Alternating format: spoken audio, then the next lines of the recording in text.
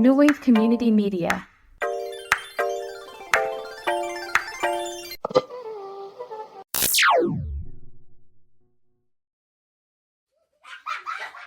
It's just J-Mike. Hi, Nefi. What's up, babe? It feels weird calling you Nefi. Like it feels like I'm just a friend. Oh, what's that song go? And you know she just a friend. Close. You gotta see. Yeah, See. yeah, Do you know who close. sings it? Oh God. Bismarcky. And? What do you mean? And? Well, I think that's the original. Do you know Yeah. who sings the other one? Oh, no, I can't remember. Mario. Is it really? Mm-hmm. That's funny. Anyways, so let's get into today's episode. Mm-hmm. I think it's something interesting. And I hope that you can take something away. I sure have. And as well as our audience. Oh, yeah. So let's get into it. Let's talk about that.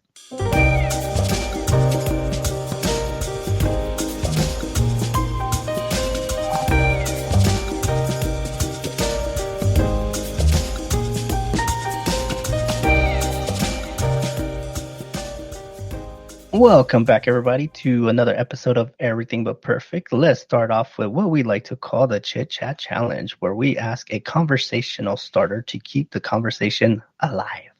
This week's episode is, what do you admire about me most? I think that's a good one. What do I admire about you most? You know why I like this? Because I feel like a lot of the times when we say or think of admiration, we think of like celebrities or like public figures, right? But we are definitely capable of admiring our loved ones. So it's a good one. And I think that one's a good one too, because it goes deep. It's not just a surface question. Like, you got to really dive into your insights, really find out what you admire about somebody else and really think about it. So that's what I like about it. Yeah. Let's answer this one after. Let's do it. I'm going to think about it. I'm going to think about that. Sounds good. All right. So let's get started. I know that we have been on this again. Our podcast has been evolving, but I'm here for it because we have also been evolving. But all of our conversations have been focusing a lot about growth and, these new experiences that you and I have been encountering and experiencing, which is amazing, right? But I think at its core, I want to kind of go a little bit deeper and understand why it's important for this growth and changes to happen. And we've talked about mindset. We've talked about meditation, right? Mm-hmm. We've talked about letting go. We've talked about gratefulness. Yes. Gratitude. Growth overall. So it's been a lot of those, topics, but we haven't really touched upon, I guess, our feelings prior to going into a growth like this. Mm-hmm. So I'm specifically talking about attachments and attachment styles. And I know that word can get thrown a lot, here and there. But we all are attached to something, whether we really want to or not. And there's good attachments and there's bad attachments. That's just life. So I want to kind of, talk about the certain attachment styles, what they really mean, and how we can maybe try to detach so that we can start our growth. And just go on to that. Yeah, I think it's important to kind of know that, because I do feel that as you grow and you start learning more about yourself, you start realizing that you are attached to certain things, to certain people, to certain ideas, to certain things like that. And it's good to really understand it, and also, like you said, like being able to let go of that. But once you find that root cause, it makes it easier to kind of make that transition. Yeah, because sorry, go ahead. No, go ahead. Oh no, you go ahead. No, I lost my train of thought. No, you go ahead. I said go ahead. Just kidding. You know how like it's kind of like when you open the door for someone, like go ahead and go ahead. Like no, go ahead. You go ahead. Or like at the stop sign. Oh yeah. I try once. Like if I go to the stop sign and then I'm like, I'll let somebody go, and they're like, no, you go. I'm like, all right, you had your chance. Yeah. So attachment, right? It attachment styles and the way that we attach to certain things are kind of the basis on how we're going to interact in our lives with others, because we start with these attachment styles at a very young age, sometimes since birth, right? And so they're going to shape the way that we're going to become adults and interact with the rest of the world. And sometimes it's unknown to us, especially when it's maybe like a not so good attachment style. So, that's why it's important. So yes, these certain attachments are going to, impact us on how we behave with others. And that can be in our romantic relationships, in our familial friendships, work, and everything, and especially in those relationships with ourselves. And so as when we're infant, what happens when we're born? A conception, right? You're in your mom's belly, and at one point, 9 months later, you are born. And immediately after you're born, that umbilical cord gets cut. And you are completely detached from the one thing that was keeping you alive. Oh. Right? Immediately. As a baby, obviously you don't have like these rational feelings. You're not thinking, obviously, right? Your brain's not developed. So you're just there. You're like, all right, whatever. But imagine if you could have your brain that you have now as a baby, right? You'd be like, wait, what are you doing? This little cord has kept me alive all this time. Like, don't cut it. I may not survive. I may not make it, right? You're so used to these things. But it's interesting, right? Like as babies, that doesn't matter. And although you're still going to be attached to your mom and your parents because you depend on them, you are technically detached from them being that only source of food and all this nutrients and stuff and things like that. So the way that I think about it is that if a baby can be detached from the one and only living source, I'll say, for the first 9 months, we can detach from anything. True. Right? Especially the things that don't serve us. We can detach from anything. But again, we forget that we were infants. We forget that we were children. We forget that we had all these like amazing like strengths as children, and adults. We've been fed all these other things and so on and so forth, right? When actually, let me list off like the four different attachment styles, and then I'll explain a little bit about them. So the first one is called secure attachment style. And that's kind of the attachment that comes from feeling safe. When you are, when your caregiver makes you feel safe and heard and loved, and you grow up in a space where you can be yourself, right? And so you are attached because obviously you need that attachment, especially when you're young and you're growing. And you grow up and you know who you are, right? And usually you feel secure, you can take on responsibility, you know when you need to ask for help, and you can see your own mistakes and flaws. Now that sounds nice, I think, to me, right? If somebody can do that and be like, no, I'm stable, I'm responsible, I know when I mess up, I know when to ask help. I'm like, oh man, like you're a good person. I'm gonna say the majority of us are not. Even though we may have thought that we grew up with parents that were caring and supportive and loving, right? It takes a lot for somebody to be able to provide all these things for you as a child. Parents are working. There's, sometimes financial stressors, multiple children. Just life in general is going to affect these adults that are taking care of you. So although on paper it sounds like, oh, that's super easy, somebody loved me and cared for me, it's not. So a lot of us are not going to have that secure attachment style, but we can still strive for that, right? In adulthood with our own selves or with, our partners, whatnot. Nice. The second one is anxious attachment style or ambivalent. And this one is obviously like the name says it, for those of us that feel a little bit more anxious and that we feel that we always need something, like it could be classified as like overly needy.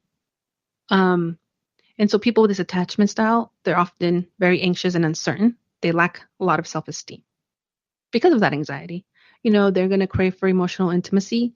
And then sometimes because of their anxiety, they can worry that maybe others don't want to hang out with them, don't want to be with them. So again, it goes back to that self-esteem. But this happens when like children tend to be very clingy or needy, right? There is that anxious, and I've seen them at the store. Like, sometimes they're just like, no, they won't. They don't. They yell when their mom or dad or their caregiver leaves. Like they're extremely attached, and somebody comes and they want to hold them, they like cry. I forgot what they call it in Spanish. Oh yeah, they call them like huraños. Oh, okay. I don't know if you ever heard that word, but like if you have a child and they're like, oh look, that's your Uncle Nefi, and my child's like holding on to my neck, and you see these kids hold on to their dad or their mom, and they're like crying, like they're huraños. Okay. They call it huraño, but I guess it's I guess they are anxious already at that stage. Number 3 is the avoidant dismissive attachment style. And normally this is when we have insecure attachment styles. Normally it's like the opposite of the ambivalent and anxiousness. And so we crave the intimacy, but we're also kind of like, I don't know about you. I don't know about getting close to you. So by being avoidant, right, in the name, and dismissive, you're like, I want these close relationships and interactions, but I don't want to get emotional about it. Like, so they avoid the emotion in the connection with others. They don't like to rely on others, and they also don't like when they are relied on because of the avoidant dismissiveness of it. So you often will find it difficult to tolerate emotional intimacy, right? So how can that affect us in a relationship? A lot.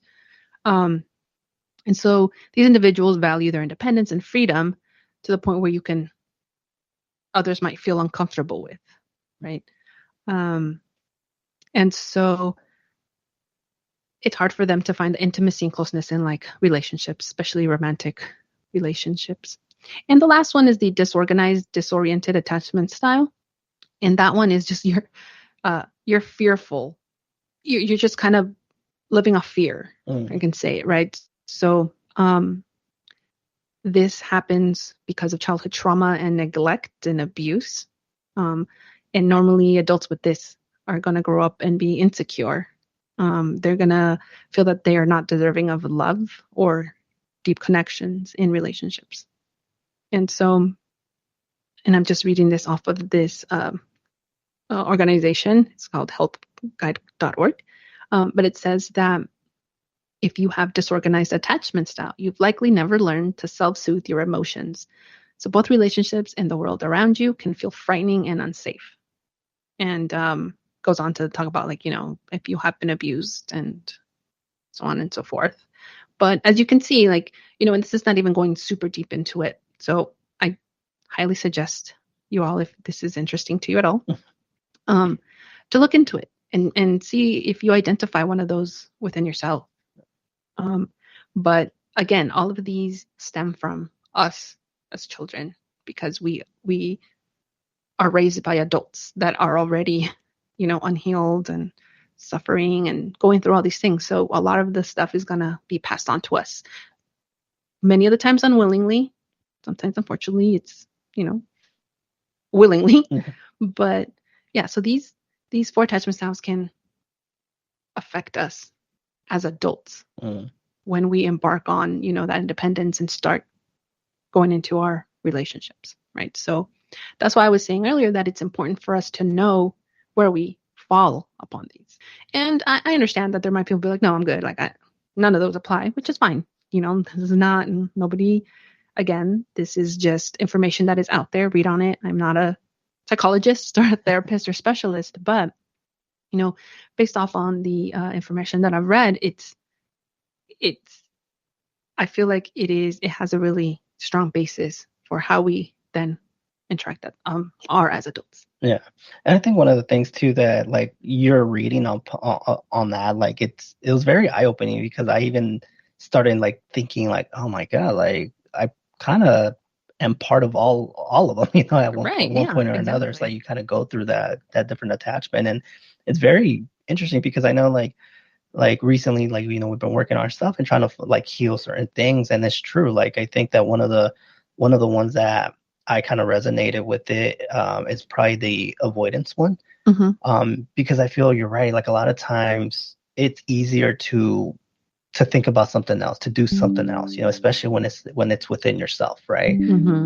So for me, I think like that one really like resonating, and some of the things that are on there is like you're an independent person, content to care for yourself and don't feel the need for others, and then sometimes I feel that it's like not that you don't need from others, but for me personally, it was like I could do this on my own, like and sometimes you do need that support, and being able to reach out and talk about it, I think helps a lot. But for me, I think that one was kind of where I was living at the beginning of like my healing journey. It's like the avoidance, because I was like, okay, I want to do this, but you know what? Maybe I don't want to like really look into my trauma. So then what am I doing? I'm avoiding it, right? Yeah. And I think that's very important because you have to kind of go through those to really start healing yourself and really start seeing progress. And for me, that's kind of where it started. Like at first I was like, yes, I want to do this, but I wasn't willing to really look at it and look into myself saying, okay, this is what I need. This is what I'm going through. And once you kind of figure that out and kind of see that, and for me, it helped with meditation, and it helped with breath work and things like that. And I think one of the biggest things for me was kind of like my father wound, I would say, like growing up, like I thought like, no, I'm good. Like he was a good father and stuff like that. But as you start really realizing and being honest, is like, no, there's certain things that happen that unintentionally or like you said, intentionally, but those are the things that you have to go through the most. It's the ones that you wanna avoid the most are probably the ones that you probably need to go through the most to really feel better. Yeah, exactly. And this is that one, I think a lot of us might identify with this one, the avoidant attachment style, because, this means that as children, our parents were the ones that were working. We were neglected a little, not because they didn't love us, but because they had responsibilities. And, especially Latinos, I feel that a lot of the times both parents had to work. What happens? Like, you're like, oh, you're old enough, or ahí está la comida, caliéntala, or like, like it's seen as like, oh, you're independent, but at the same time, it is a little bit of neglect. Right. And so then you grow up to be like, okay, I'll do it. I'll figure it out. And there's going to come a point where somebody's like, oh, let me help you. Like, no, I got this. I've been doing this since I was so-and-so. Right. But you don't need to. I don't need to. A lot of the times we just kind of attach just because of survival instincts, and the environment that is around us. And that is so important when we think about this, because how many times have you seen when people are like, no, I'm going to stay here in this space, whatever that space may be. And you might think or say or ask them like, oh, why? I'm like, no, I mean, I've been here for all my life. Why would I move? I've been here for 10 years at my job. I'm good. Right. And you're like, huh, that's interesting. The world is big, kind of like Mike Miller says, like the world is so small till it ain't. Right. And it's these things that we have to like figure out. And so like a little example about this in my personal life is, when prior to us moving here, again, we talked about this. I was going through a hard time. It was a mixture of a lot of things, but it was primarily I felt the environment that I was in. We had been there for so long. It was monotonous. It was just, there was no, I'll say like, there wasn't like a spark in every day. Every day was the same.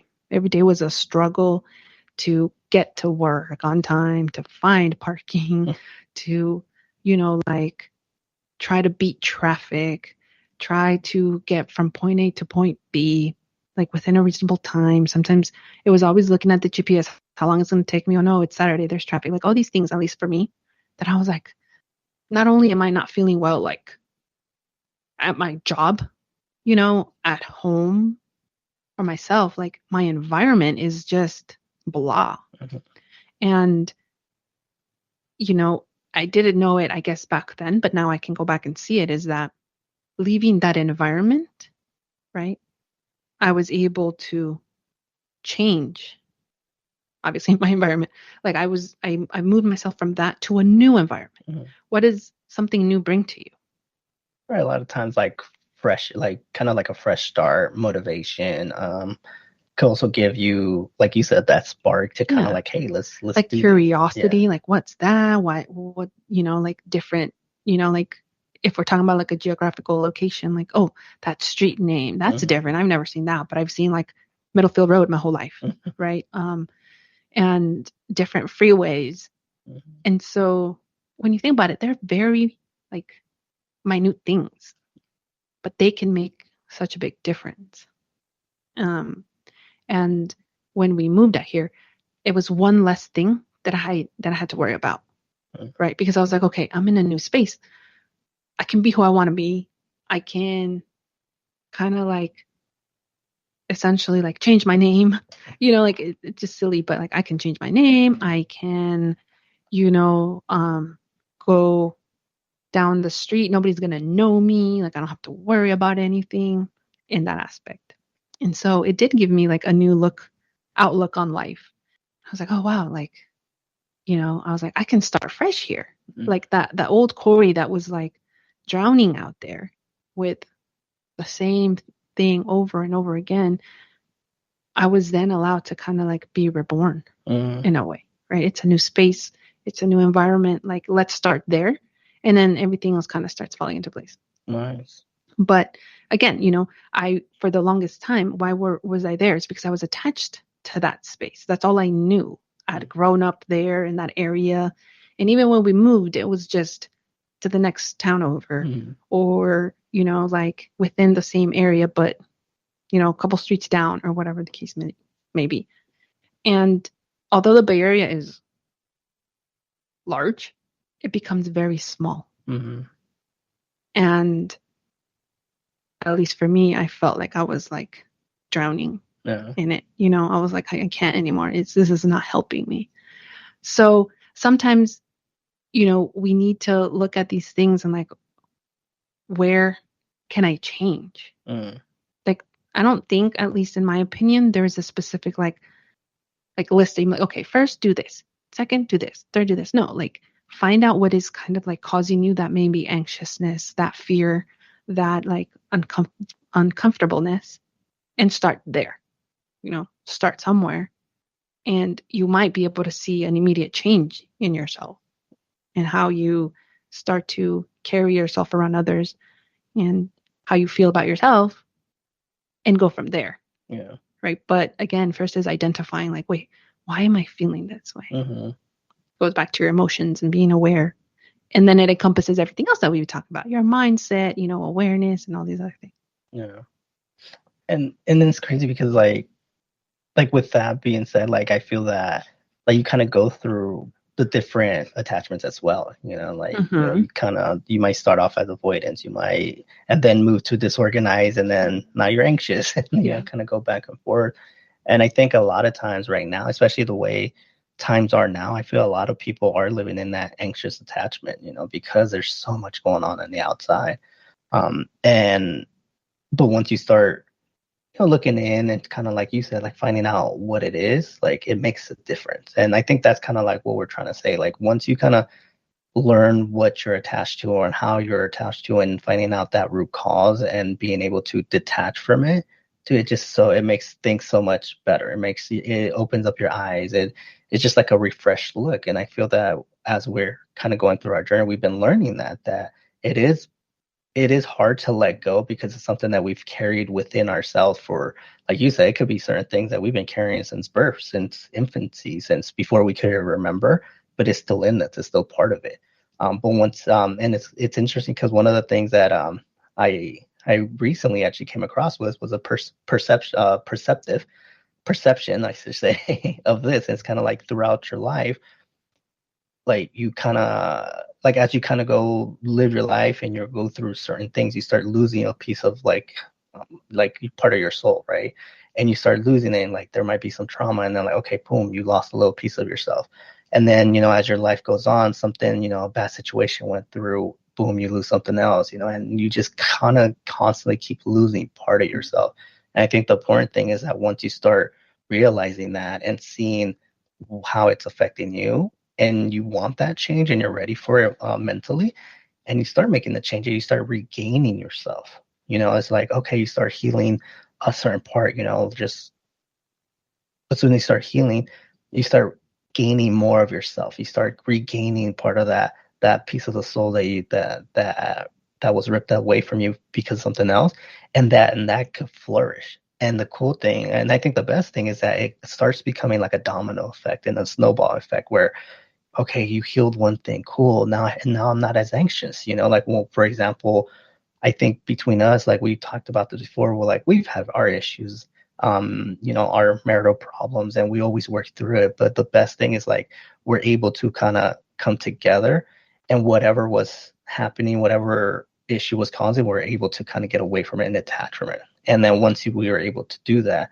then we're able to move forward. Mm-hmm. And I think that's the goal, to kind of start working through that so that you are able to feel better and not be as anxious, and be able to have those relationships that you want, and not just the relationships that you need because you're clingy, but right. You're able to enjoy the relationship and have a different ones with them. So yeah, and that's extremely important, because how many people do you know or have you seen that's like, oh, I can't, like, I'm not going to date, or I'm going to be single because I can't be in a relationship. They're just, men suck. Mm-hmm. Women are this, men are this, right?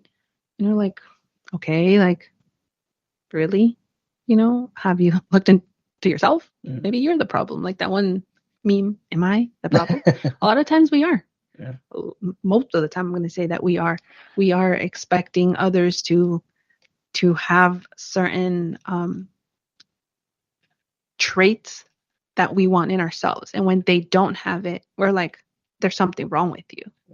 But the way that I've been able to kind of understand all these attachment styles and how they apply to me is like, it's not about detaching from everything, okay? Because we're human beings, and it's just part of who we are to attach to certain things.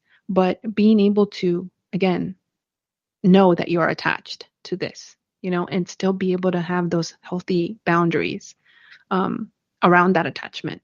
I can be attached to you. You're my husband. We live together. Like, obviously we are attached, but I can still remove myself and say, no, like, I have my own life. I have my own hobbies, my own feelings, my own thoughts, my own dreams, and still be able to share them with you.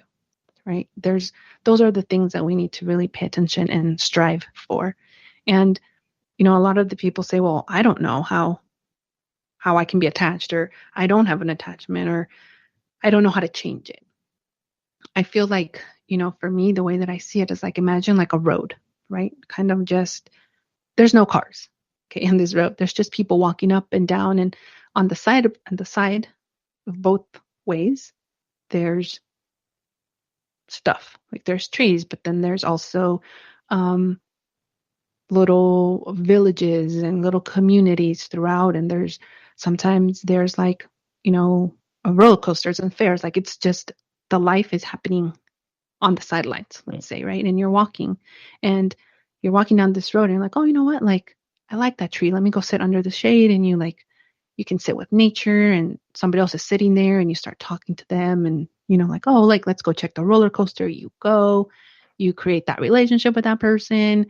You're friends. You like enjoy like everything that's on that side of the road. And then you're like, okay, you know what? Like, that was fun. I liked it. Let me see what else is up there. You go back on that road and you continue, right? And you can walk up and down this road as many times as you want, or you can keep on going. But you notice that sometimes when you go back, the same people are still on the sidelines. Mm-hmm. They haven't moved. They haven't gone to the next attraction or to the next thing. That person that you were friends with is still under that tree, right? And so those are the people that are attached to those. And you can go and to tell that person, like, hey, like, down the road, there's like a river. You want to go like rafting. And the person's like, well, no, because I like this tree. And they're like, well, you can come back. And you're like, no, I really want to be in this tree. Then you can be like, okay, that's fine. You go rafting and you go experience, you make new friends, stuff like that. So that's just the road that we're on. That's life. That road is life. You're going to encounter many different things. Do you have to stay in one place? Do you have to be one person? Do you have to be that same person that you were when you started on this road? No, right? And you can translate that to life. How many people do you know that are still in the same place? For whatever reasons, there's not a judgment. It's just like, but you have to think, you're like, interesting. Are they there because they really want to? Because they're, happy there? Or it's because they're like, this is all I know. And my fear is not allowing me to go to that next town, to the next job, to the next whatever that may be. And so let me ask you this. We've been kind of doing our own journey and kind of our self-evaluation. What do you think is one of the thing that has helped you continue to move forward on this path that you were able to detach from? Everything. It's funny because I had to detach from myself.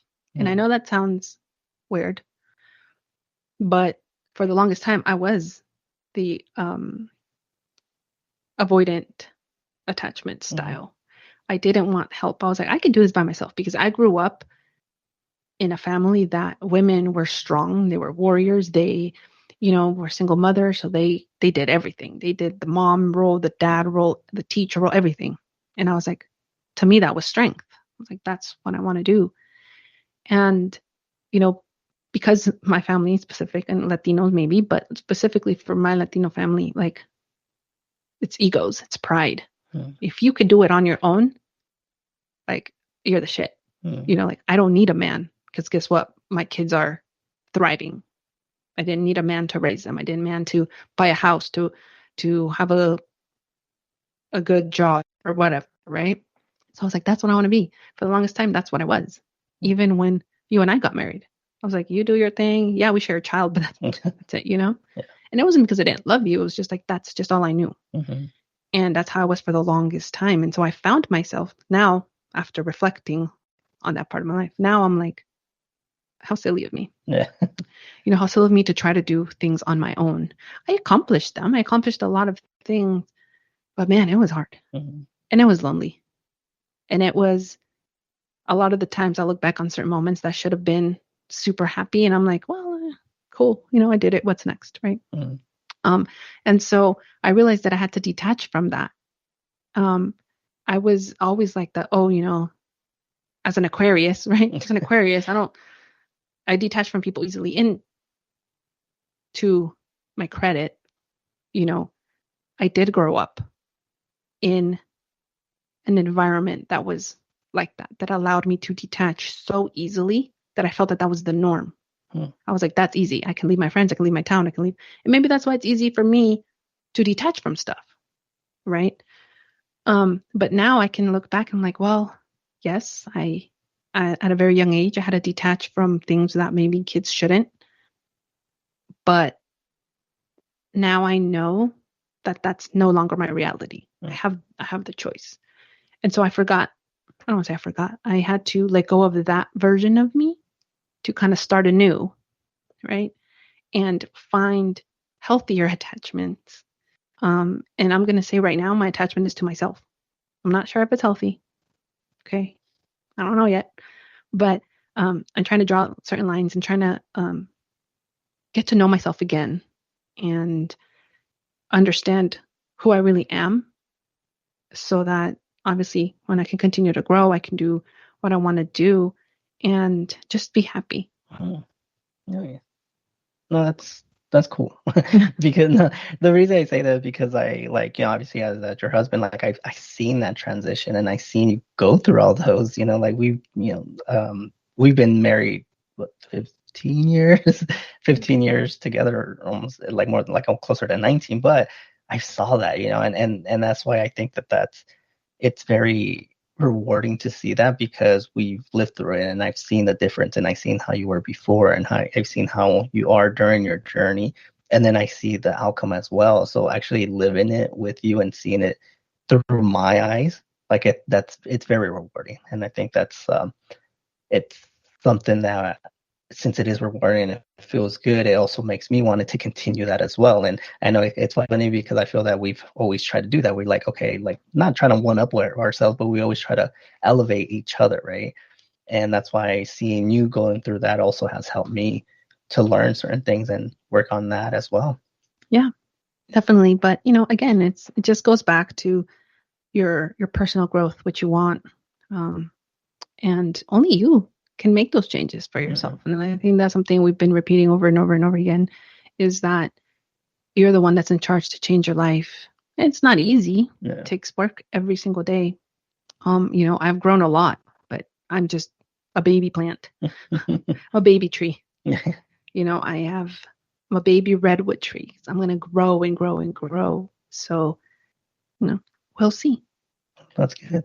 And continue growing. And I think that's the other message, is that for the people that are on their own kind of self-evaluation, the self-journey, like keep going, because I think it is hard when you start going through these and really finding out, really truly seeing what's really affecting you and things like that. And once you kind of see that, like the growth part is just so rewarding. And I feel that it's one of those things that you might not see it now, but once you kind of go through it, that you feel it, and you feel that gratitude, and you feel that yourself changing, like that